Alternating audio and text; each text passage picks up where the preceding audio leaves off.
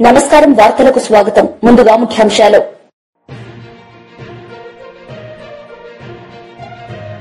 వాడివేడిగా కొనసాగిన తెలంగాణ అసెంబ్లీ సమావేశాలు, పాల్గొన్న ముఖ్య నేతలు.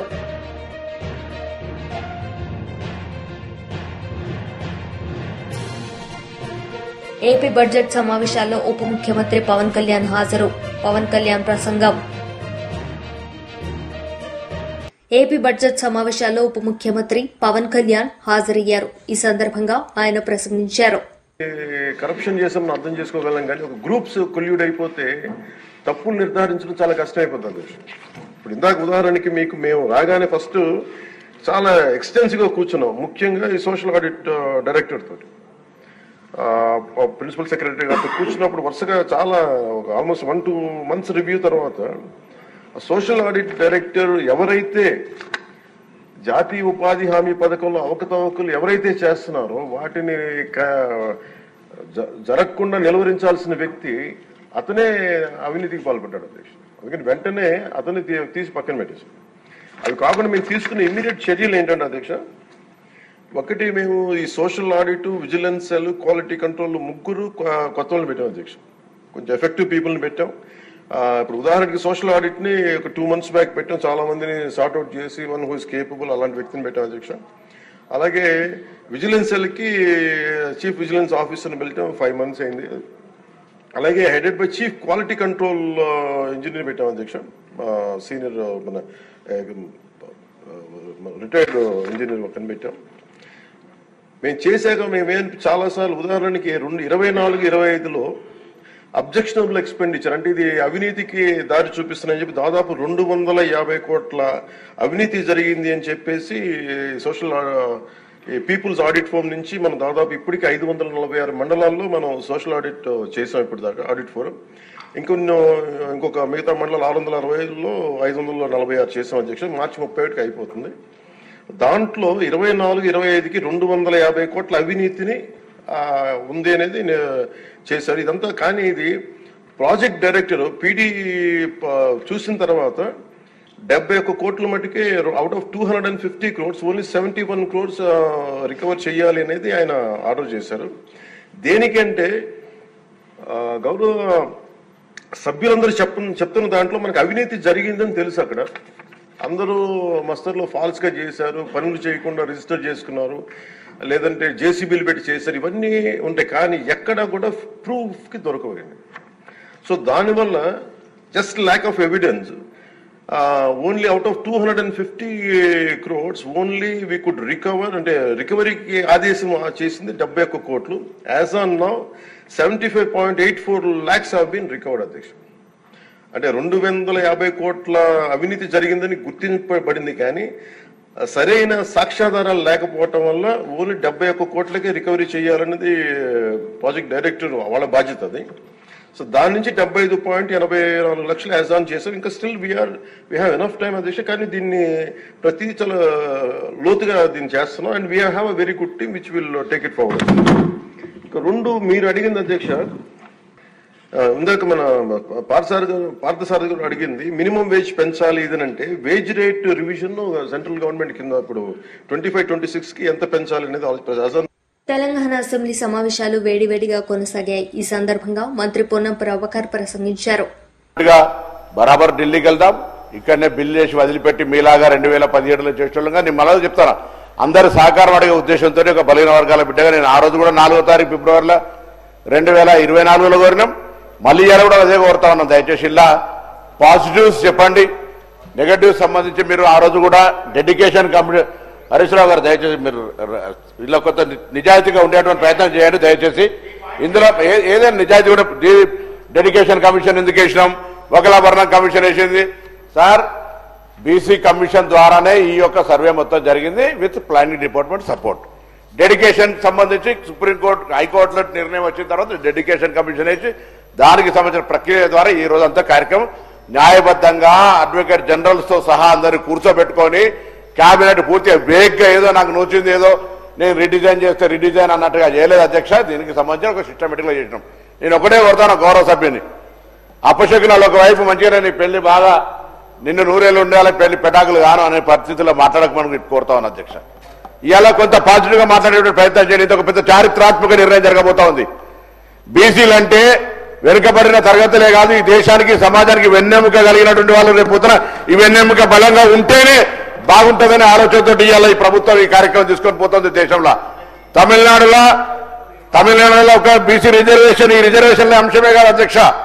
మొన్న కూడా జల్లికట్టు ఉంటే రాష్ట్రమంతా ఒక్కటై దేశంలో దాన్ని సాధించుకున్నారు. నిర్ణయానికి వ్యతిరేకంగా, కోర్టు నిర్ణయానికి వ్యతిరేకంగా. ఇవాళ నేను గౌరవ మాజీ మంత్రి గారిని, శాసనసభ్యుల్ని, మిత్రుడు ఉద్యమంకి సంబంధించిన మా జిల్లాకు సంబంధించిన బిడ్డగా నేను కోరుతా ఉన్నా, పూర్తిగా ఎటువంటి అడ్డంకులున్నా అధిగమించడానికి రండి. న్యాయపరంగా మనమందరం కూడా మీకు సంబంధించి అనేక అంశాల్లో కోరుతా ఉన్నా. దీన్ని మనం సాధించుకోవాల్సిన అవసరం ఉంది. దీనికి ఆటంకాలు పెట్టి, పిల్లి శాపనార్థాలు పెట్టి అనేకంగా ఏదో పెద్ద దాని పరంగా రాజకీయ లబ్ధి పొంది అటువంటి ప్రయత్నం చేయకండి. ఇది మరొకసారి నేను విజ్ఞప్తి చేస్తున్నా, వినమ్రపూర్వకంగా విజ్ఞప్తి చేస్తున్నా. సభలో నేను ప్రత్యక్షంగా కలిసి ఆయా పార్టీల నాయకత్వాన్ని కోరినాం. గౌరవ మా బలహీన వర్గాల శాసనసభ్యుల ఉదయం సమావేశమై ఈ అంశాన్ని తప్పకుండా ఢిల్లీలో అందరినీ కలవాలని కూడా కోరినాం. కాబట్టి దయచేసి నేను గౌరవ శాసనసభ ఉపపక్ష నాయకుడు హరీష్ రావు గారిని కోరుతా ఉన్నా, పార్టీ నిర్ణయానికి సంబంధించి ఉపసభ ప్రతిపక్ష నాయకులు లేరు కాబట్టి మీరు ఈ డైరెక్షన్ ఇచ్చి ఇందుకు సంబంధించి ఒక మంచి మార్గదర్శకత్వాన్ని, ఇది దేశానికి సంబంధించి ఒక రోల్ మోడల్ గా కాబోతున్న ఈ అంశానికి సరి అయినటువంటి ప్రాపర్ సలహా గైడెన్స్ ఇచ్చి అందరం కలిసి ఏ తమిళనాడు ఐక్యతతోటి అన్ని సాధించుకుంటున్నాయో ఇలా తెలంగాణ కూడా స్ఫూర్తిప్రాయంగా రావాలి తప్ప డీవియేషన్ అయిపోయి దానికి సంబంధించి పిల్లి చాపడం పెట్టి దానికి సంబంధించి చేసే ప్రయత్నం వద్దు. లీగల్ గా అన్ని వెట్టింగ్ చేసుకున్నాం. అన్ని రకాలుగా ఎక్కడ ఇబ్బందులు రాకుండా ఉండే విధంగా చర్యలు తీసుకొని ముందుకు పోతున్నాం. సభ తీర్మానం పూర్తిగా రేపు పొద్దున పత్రికల్లో కానీ ఎక్కడైనా దేశం మొత్తం కానీ ఇతర రాజకీయ పార్టీలు కానీ ఇంట్లో కేంద్రంలో బీజేపీ కూడా సభ తెలంగాణ మొత్తం ముక్త కంఠంతో దీన్ని ఆమోదించి తీసుకొచ్చారంటే ఢిల్లీ కూడా భయపడుతుంది. అట్లుండే విధంగా ప్రయత్నం చేయాలని నేను ఈ సందర్భంగా గౌరవ సభ్యుల్ని, ఆ సభకు సంబంధించినటువంటి ఉపనాయకుడిని హృదయపూర్వకంగా ఒక బలహీన వర్గాల బిడ్డగా సంబంధిత మంత్రిగా. మాజీ మంత్రి కాకాని గోవర్ధన్ మీడియా సమావేశం నిర్వహించారు. ఈ సందర్భంగా పలు అంశాలపై ఆయన మాట్లాడారు. వాళ్ళు సాగునీరుకి అనేక రకాలైనటువంటి ఇబ్బందులు పడాల్సినటువంటి దౌర్భాగ్యమైనటువంటి పరిస్థితులు దాపరిస్తున్నాయి. ప్రజలైతే త్రాగునీటికి గొంతు తడుపుకోవడానికే అవస్థలు పడేటువంటి రోజులు రాబోతున్నాయనేటువంటి ఆందోళన కలుగుతుంది. దీనికి రాయలసీమకు సంబంధించి ఎత్తిపోతల పథకం ఏదైతే ఉందో దాని మీద బాబు దుర్మార్గంగా ప్రవర్తించడం, దానిని నిర్వీర్యించాలనేటువంటి ఆలోచన చేయడం చూస్తుంటే ఆయనకి రైతుల మీద ఉన్నటువంటి చిత్తశుద్ధి ఏమిటి, రైతుల పట్ల కక్ష సాధింపుకి ఇది నిదర్శనంగా నిలిచేటువంటి పరిస్థితులు కనపడుతున్నాయి. చంద్రబాబు నాయుడు ఎప్పుడూ అధికారంలోకి వచ్చిన స్వార్థ ప్రయోజనాల కోసం రాష్ట్ర ప్రయోజనాలు, ప్రజల ప్రయోజనాలు తాకట్టు పెట్టడం అనేటువంటిది ఆయనకు ఆనవాయితీ. దానిలో ఈ విధంగా ఆయన తీసుకునేటువంటి ఈరోజు ఆయన తీసుకున్నటువంటి నిర్ణయాలు, ఆయన వ్యవహార తీరు రైతులు ప్రజలు తీవ్రంగా కోలుకోలేనటువంటి దెబ్బతినేటువంటి పరిస్థితులు ఏర్పడ్డాయి. ఈరోజు ఒకసారి చూస్తే సీమ రైతులకు సంబంధించి రాయలసీమ, నెల్లూరు జిల్లాలకు సంబంధించి రైతాంగానికి సాగునీరు ఇవ్వాలి, ప్రజలకు తాగునివ్వాలనేటువంటి ఆలోచనతో రాయలసీమ ఎత్తిపోతల పథకానికి జగన్మోహన్ రెడ్డి గారు శ్రీకారం చుట్టడం జరిగింది. ఈ ప్రాజెక్ట్ని శాశ్వతంగా ఈరోజు రాయలసీమ ఎత్తిపోతల ప్రాజెక్ట్ ఏదైతే ఉందో దానిని శాశ్వతంగా సమాధి కట్టేటువంటి విధంగా ఈరోజు చంద్రబాబు నాయుడు గారి నిర్ణయాలు, పోకడలు కనిపిస్తున్నాయి. సీమ రైతులు ఈరోజు పాపం వాళ్ళు కన్నీళ్లు తెప్పించేలా వాళ్ళందరికీ, రైతులకి, ప్రజలకు సంబంధించినటువంటి దాంట్లో గుక్కిడి నీళ్లు అందించడానికి కూడా వీలు లేకుండా ఈరోజు దారుణమైనటువంటి కుట్రలు పన్నుతున్నారు. 15 సంవత్సరాలు ముఖ్యమంత్రిగా పనిచేసినటువంటి అనుభవం, గుక్కిడి నీళ్లు అందించడానికి కూడా వీలు లేనటువంటి పరిస్థితులు కల్పిస్తున్నారంటే ఎంత దౌర్భాగ్యకరమైనటువంటి పాలన అందించారో ప్రత్యేకంగా చెప్పాల్సినటువంటి అవసరం లేదు. 15 సంవత్సరాలలో రైతులకు సంబంధించి కానీ, ప్రజల అవసరాల గురించి కానీ ఏ రోజు కూడా చంద్రబాబు నాయుడు పట్టించుకున్నటువంటి దాఖలాలు లేవు. సీమలో పుట్టావు, రాయలసీమ ప్రాంతానికి చెందినటువంటి వాడివి, 4 సార్లు ముఖ్యమంత్రిగా పనిచేశావు, అవకాశం వచ్చింది 4 సార్లు ముఖ్యమంత్రిగా పనిచేసేటువంటి అవకాశం. ప్రతి సందర్భంలో నేను రాయలసీమ నుంచి వచ్చాను, 4 సార్లు ముఖ్యమంత్రి అని చెప్పి నువ్వే డబ్బు కొట్టుకుంటావు. ఏ రోజైనా ఆ ప్రాంతానికి, ఆ రైతాంగానికి ఒక్క మేలు చేకూర్చేటువంటి విధంగా ఒక్క నిర్ణయం అయినా తీసుకున్నాం అనేటువంటిది ఈరోజు నువ్వు ఆత్మ పరిశీలన చేసుకోవాలి. చంద్రబాబు నాయుడు గారు ఆత్మ పరిశీలన చేసుకోవాల్సినటువంటి అవసరం. ఈరోజు జగన్మోహన్ రెడ్డి గారు, స్వర్గీయ రాజశేఖర రెడ్డి గారు చేసినటువంటి ప్రయత్నాల్ని అడ్డుపుల్ల వేయడంలో మాత్రం చంద్రబాబు నాయుడు ముందు వరుసలో నిలబడుతున్నాడు. ఏ రోజు రాష్ట్రంలో తాను అధికారంలో ఉన్నా, కేంద్ర ప్రభుత్వంలో భాగస్వామిగా ఉన్నా, ప్రజల ప్రయోజనాలను కాపాడాలనేటువంటి ఆలోచన ఏ రోజు చంద్రబాబు నాయుడికి కలగదు. ఏ రోజు ప్రజల ప్రయోజనాల గురించి పట్టించుకోవడం, అంత ఘోరంగా విఫలమైనటువంటి చరిత్ర చంద్రబాబు నాయుడు గారి. అయితే ఈరోజు జగన్మోహన్ రెడ్డి గారు గత ప్రభుత్వంలో కేంద్రంలో భాగస్వామిగా లేకపోయినా, ఏ పార్టీతో పొత్తు కలవకపోయినా, ఎక్కడైనా సరే రాష్ట్ర ప్రజల ప్రయోజనాల విషయంలో ఎక్కడా రాజీ పడినటువంటి సందర్భాలు లేవు. రాష్ట్ర ప్రజల ప్రయోజనాల కోసం ఏ రోజు కూడా జగన్మోహన్ రెడ్డి గారు అలుపెరగనటువంటి రీతిలో పాలన సాగించాడు తప్ప ఎక్కడ కూడా రాజీ ధోరణి అవలంబించినటువంటి పరిస్థితుల్లో కనిపించలేదు. అన్ని వర్గాలకు మేలు చేకూర్చడంతో పాటు అన్నదాతలకు మరింత మేలు చేకూర్చేటువంటి విధంగా ఆయన పరిపాలన సాగింది. దాంతోపాటు ఈరోజు బడుగు రాష్ట్ర ప్రజల ఉద్దేశాన్ని, రాష్ట్ర ప్రజల లక్ష్యాన్ని, రాష్ట్ర ప్రజల మనోభావాలని గుర్తుపెట్టుకుని దాని మీద ఎక్కడ రాజీ పడకుండా వాటిని సాధించుకున్నటువంటి చరిత్ర జగన్మోహన్ రెడ్డి గారిది అని చెప్పి సందర్భంగా తెలియజేస్తున్నాను. చంద్రబాబు నాయుడు ఎప్పుడు అధికారంలోకి వచ్చినా సరే సొంత ప్రయోజనాలు, రాజకీయ దుగ్ధ రాష్ట్రానికి తీరనటువంటి అన్యాయం చేసినటువంటి పరిస్థితులు ఉన్నాయి. మనందరం చూసాం. రాష్ట్రానికి సంబంధించి ప్రత్యేక హోదా ఏ విధంగా తాకట్టు పెట్టాడో, ఈరోజు అదేవిధంగా మరలా తిరిగి బీజేపీతో అంటకాగుతూ ఈరోజు పోలవరం ఎత్తుకు సంబంధించి ఏ విధంగా ఈరోజు మోసం చేస్తున్నాడు అనేటువంటిది మనం ప్రతిసారి చూసాం. ఇది ఈరోజు పోలవరంకు సంబంధించినటువంటి ఎత్తు ఏదైతే తగ్గిస్తున్నాడు. ఏపీ బడ్జెట్ సమావేశాల్లో అచ్చెన్నాయుడు పాల్గొన్నారు. ఈ సందర్భంగా ఆయన ప్రసంగించారు. మళ్ళీ డ్రోన్స్ కూడా ఇస్తాం. రేపు బడ్జెట్ లో కూడా ఎక్కువ పెంచడానికి కూడా చర్యలు తీసుకుంటాం అధ్యక్ష. ఈ సంవత్సరం కూడా ఒక 75 కోట్లు ఈ పరికరాలకు పెట్టాం అధ్యక్ష. ఏవైతే సభ్యులు అడిగారు, ఒక తార్పాలిన్స్ లేవు తప్ప సభ్యులు అడిగినవన్నీ ఇచ్చాం అధ్యక్ష. ఈ సంవత్సరం టార్గెట్ 42,000 మందికి పెట్టుకున్నాం. ఎందుకంటే ఆర్థిక పరిస్థితి బాగోలేదు కాబట్టి, 5 సంవత్సరాలు ఈ కార్యక్రమాలకు తాళం వేశారు కాబట్టి, రైతులు ఈ పథకాలు అందవని పూర్తిగా నిరాశతో ఉన్నారు కాబట్టి, ఇప్పుడే మనం స్టార్ట్ చేస్తే కొంతవరకు ముందుకెళ్తుందనే ఉద్దేశంతో ఈ సంవత్సరం మనం ఒక 80 కోట్లు ఖర్చు పెట్టి 42,000 మందికి రేపు 31వ తారీఖు లోపు ఇవ్వాలని డెసిషన్ తీసుకున్నాం. ఆన్లైన్లో పెట్టాం. ఏదో ప్రభుత్వం ఇస్తుందంటే ఎక్కడి నుంచో తెచ్చి మనం అంటగట్టడం కాదు అధ్యక్ష. ఆన్లైన్లో పెట్టి వాళ్ళు కోరుకున్నటువంటి కంపెనీది, కోరుకున్నటువంటి వస్తువు ఆన్లైన్లో వాళ్ళు బుక్ చేసుకుంటే మనం అది ఇచ్చే కార్యక్రమం చేస్తున్నాం అధ్యక్ష. డ్రిప్ అధ్యక్ష ఎంత ప్రధానమైనటువంటిది. అందులో రాయలసీమకి చాలా అవసరం అధ్యక్ష. ఆ రోజు పాలకులు రాయలసీమ నుంచి వచ్చారు, చాలా మాట్లాడారు. దాని గురించి నేను ఎక్కువ చెప్పదలుచుకోలేదు. 5 సంవత్సరాల్లో డ్రిప్ మొత్తం క్లోజ్ అయిపోయింది అధ్యక్ష. లాస్ట్ ఇయర్ డ్రిప్ పెడుతున్నామని చెప్పి అన్ని కంపెనీలకి పిలిచి డ్రిప్ పెట్టమన్నారు అధ్యక్ష. 1114 కోట్లు ఆ కంపెనీలకి బకాయి పెట్టారు అధ్యక్ష. నేను వచ్చిన తర్వాత మీటింగ్ పెట్టి అన్ని కంపెనీలకు పిలిచాం. ముఖ్యమంత్రి గారి దగ్గర కూర్చోబెట్టాం. మాకు 1140 కోట్లు ఇవ్వాలి, కనీసం మాకు మీరు ఆక్సిజన్ పీల్చుకోవడానికి కొంత ఇస్తే మళ్ళీ ఈ పథకం మేము పెడతాం, లేకపోతే మేము పెట్టమన్నారు అధ్యక్ష. పెట్టమంటే 412 కోట్లు కష్టమైన ముఖ్యమంత్రి గారు ఆదేశాలు ఇస్తే ఫైనాన్స్ వాళ్ళు ఇచ్చారు అధ్యక్ష. వాళ్ళకి బాకీలు తీర్చాం. బాకీలు తీరిస్తే అధ్యక్ష 8 మాసాల్లో అధ్యక్ష 94,500 మంది రైతులకి 1,00,000 హెక్టార్లలో డ్రిప్ పెట్టాం అధ్యక్ష, 90% సబ్సిడీతో. ఇప్పుడే మా సోదరులు కాలువ గారు కూడా అడిగారు.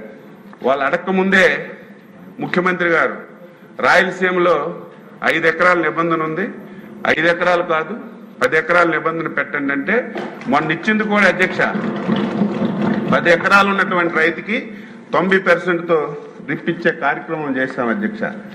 మళ్ళీ ఈ సంవత్సరం టార్గెట్ పెట్టుకున్నాం. ఎవరు అడిగినా సరే ఈరోజు డ్రిప్ ఇచ్చే కార్యక్రమం తీసుకుంటాం అధ్యక్ష.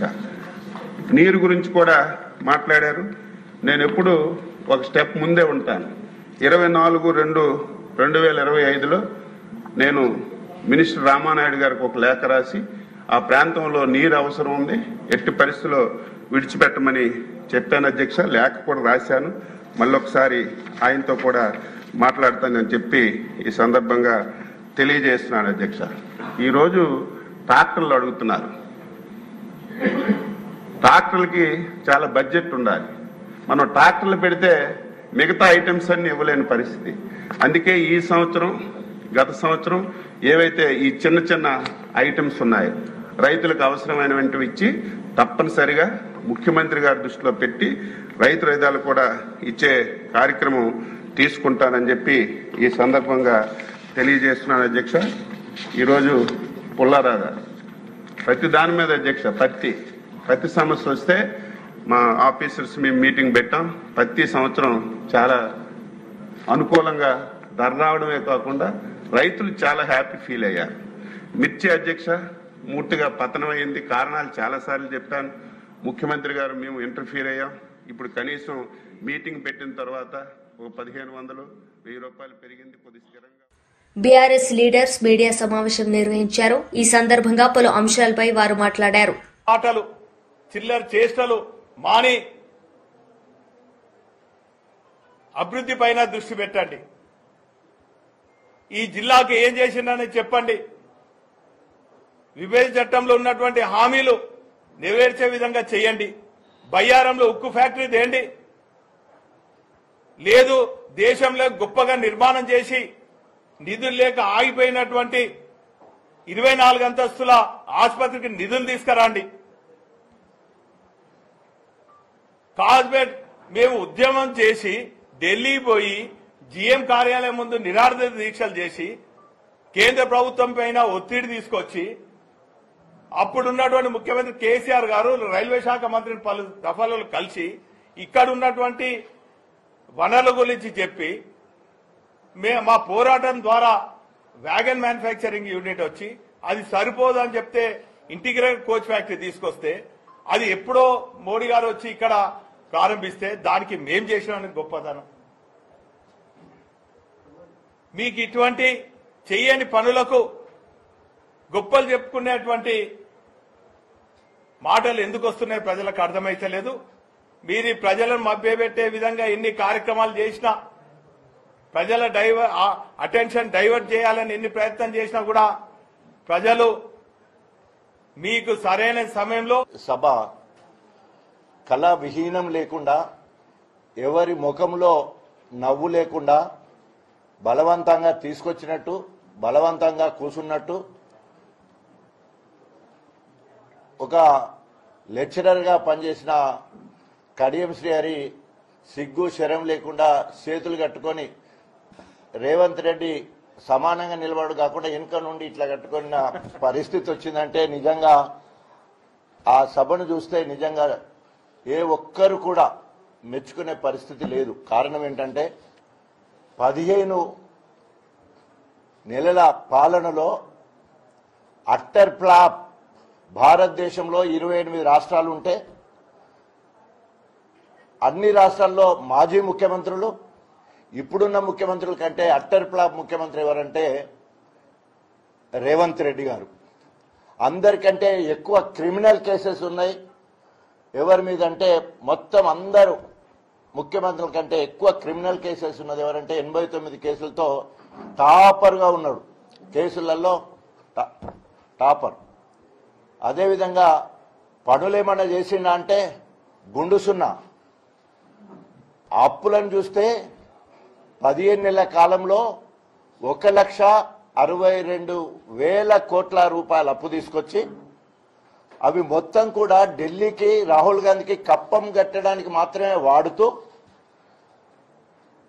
పాడిందే పాడినట్టు బీఆర్ఎస్ ప్రభుత్వం మీద తెచ్చిన అప్పుల మీద మొత్తము ఓ సెషన్ మొత్తం కూడా మొత్తం అప్పులు ఇప్పటి వరకు బీఆర్ఎస్ ప్రభుత్వం ఉన్నప్పుడు చేసినప్పుడు 4,17,496 కోట్ల రూపాయలని నిర్దిష్టంగా అప్పుడున్న ఆర్థిక శాఖ మంత్రులు హరీష్ రావు గారు క్లియర్గా అప్పుల వివరాలు పూర్తిగా చెప్పడం జరిగింది. తెలంగాణ రాష్ట్రానికి ఆస్తులను కూడబెట్టడం జరిగింది. వనరులను సమకూర్చడం జరిగింది. భారతదేశానికి ఆదర్శవంతమైన పథకాలు ఈరోజు మిషన్ భగీరథ భారతదేశంలో ఎక్కడ కూడా లేదు, మన దగ్గర మాత్రమే ఉన్నది. మిషన్ కాకతీయ ఎక్కడ లేదు, అది మన దగ్గర మాత్రమే అమలు చేయడం జరిగింది. అదేవిధంగా మనకు కాళేశ్వరం లాంటి ప్రాజెక్టు, పాలమూరు రంగారెడ్డి లాంటి ప్రాజెక్టు, అదేవిధంగా ఎస్ఆర్ఎస్పి పునర్జీవ పథకము, సీతారామ ప్రాజెక్టు, ఈ రకంగా ప్రాజెక్టులు మరి అనుదిన దేవాలయాలు అంటారు కదా, అట్లా ప్రతి రైతుకు ప్రతి ఎకరాకు నీళ్ళు ఇవ్వడానికి, ప్రతి నియోజకవర్గానికి 1,00,000 ఎకరాల మాగానికి నీళ్ళు ఇవ్వాలనే ఆలోచనతో ఒక బీజేపీ నాయకులు మీడియా సమావేశం నిర్వహించారు. ఈ సందర్భంగా పలు అంశాలపై వారు మాట్లాడారు. కూడా ఈ రోజు నిజంగా సంతోషదాయకమైన విషయం. ఎందుకంటే వారు మన అంటే భౌతికంగా లేకపోయినా వారి యొక్క ఆశయాలను, వారి యొక్క మరి చేసిన ఘనతలను కూడా మనం వారి యొక్క జయంతి సందర్భంగా మనం పాల్గొనడం సంతోషదాయం.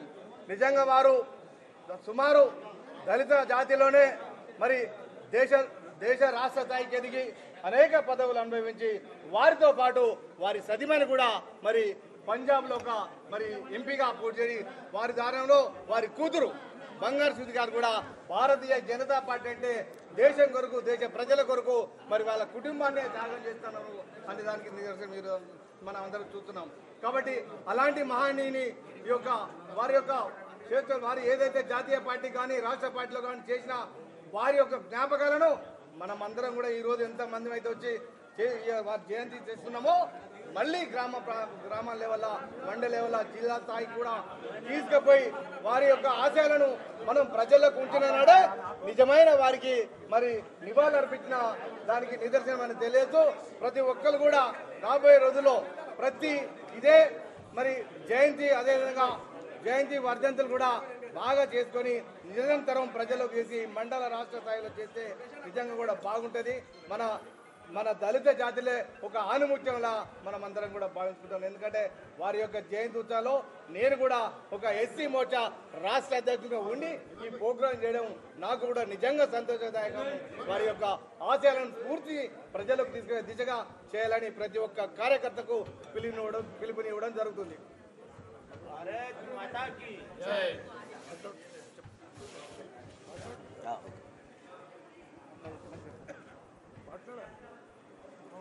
మన గౌరవనీయులు ఎస్సీ మోర్చా జాతీయ కార్యదర్శి కుమార్ గారు మాట్లాడుతున్నారు. మీడియా మిత్రులకు నమస్కారం.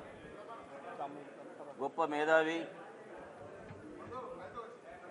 ఒక ఫిలాసఫరే కాకుండా ఇటీవల అనారోగ్యానికి గురై ఆసుపత్రిలో చికిత్స పొందుతున్న అచ్చంపేట ఎమ్మెల్యే చిక్కుడు వంశీకృష్ణని ముఖ్యమంత్రి ఏ రేవంత్ రెడ్డి పరామర్శించారు.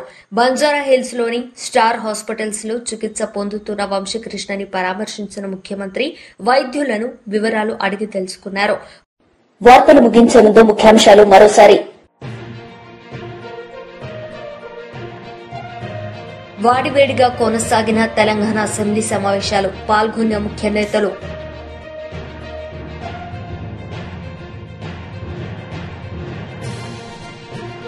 ఏపీ బడ్జెట్ సమావేశాల్లో ఉప ముఖ్యమంత్రి పవన్ కళ్యాణ్ హాజరు. పవన్ కళ్యాణ్ ప్రసంగం. ఈ వార్తలు ఇంతటితో సమాప్తం. తిరిగి ప్రసారమయ్యే వార్తల్లో మళ్లీ కలుద్దాం. అంతవరకు సెలవు. నమస్తే.